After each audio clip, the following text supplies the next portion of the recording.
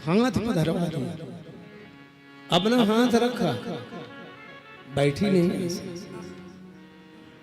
देवियों ध्यान से सुनो, होने वाले पति, आई पति बने नहीं है, होने वाले पति से सेवा क्या करें?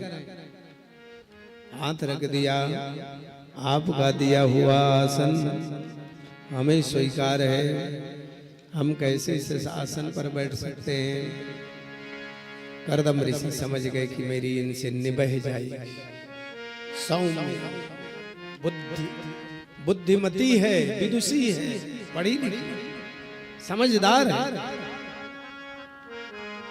विवाह संपन्न हो गया, और जब विवाह संपन्न हुआ तो घास की कुटिया थी।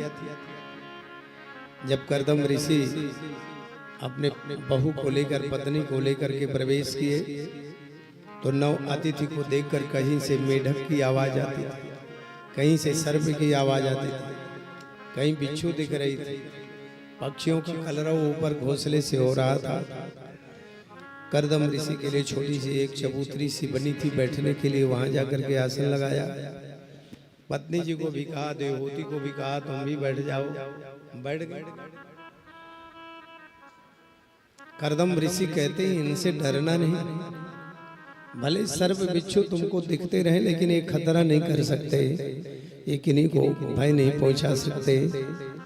और आराम से रहते हुए कर्दम ऋषि की समाधि लग गई। देवी कर्दम ऋषि की समाधि लगी, एक दो दिन की नहीं, वर्षों वर्षों की समाधि लगी। अब देवहूति बैठी बेचारी, न चूल्हा न चक्की न कोई किसी प्रकार की व्यवस्था। देवहूति बैठी, कर्दम ऋषि की समाधि लग गई। वर्षों वर्षों के बाद में जब समाधि खुली, तो कर्दम ऋषि ने देखा कि ज्यों की त्यों धर्म पत्नी विराजमान है। तुष्टोऽहमद्य तव मानविमानद्वानाम्,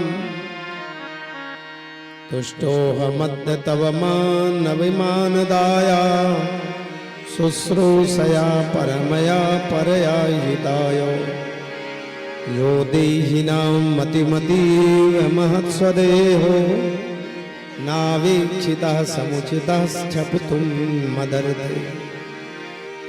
तुष्टो है मत। कर्दम ऋषि कहते हैं कि देवी तुम्हारे इतने बड़े त्याग से मैं बहुत प्रसन्न। तुम वरदान मांगो, क्या चाहते? जो अपने शरीर की परवाह नहीं किया और मेरे लिए समर्पित, बोलो क्या चाहते?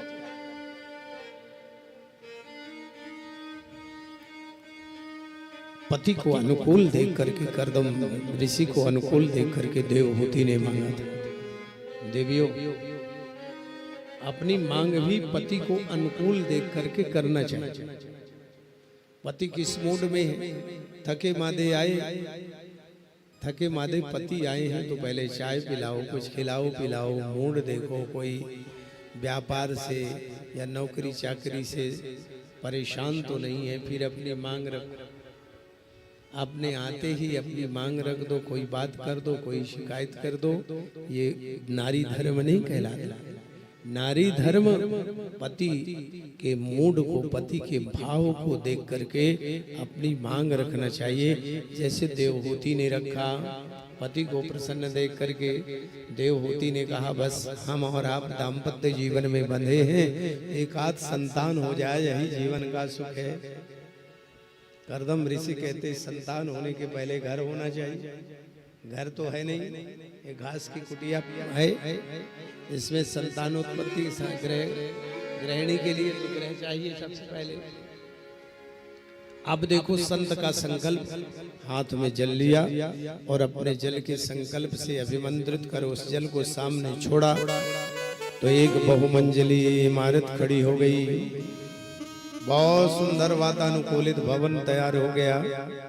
कर्दम ऋषि कहते, देवहूति इसमें प्रवेश करो। अब इतना सुंदर महल था, वो चलता फिरता विमान, महल ही पूरा चलता, सूरी सुख सुविधाएं साथ साथ, वातानुकूलित जो चाहिए खान पान का भोजन नहीं बनाना, केवल इच्छा करना ये खाना है, वही प्लेट सामने आ गया। ऐसा ऐसा चमत्कार संतों की तपस्या में।